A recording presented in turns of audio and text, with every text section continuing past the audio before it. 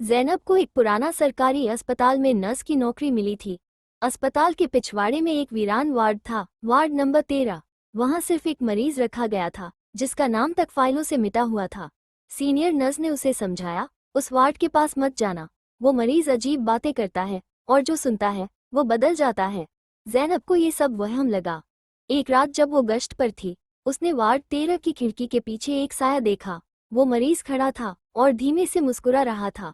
उसकी आवाज आई, तुम्हें भी देखता हूँ। अंदर से ज़ैनब ने अगली सुबह उसकी फाइल निकाली। पता चला, पिछले 20 सालों में जो भी उसे देखने गया या तो पागल हो गया या गायब।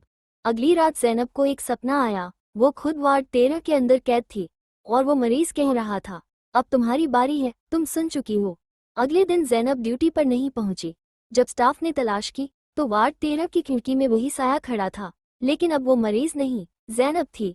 अब वार्ड 13 में दो लोग कैद हैं और दोनों धीरे धीरे हंसते हैं।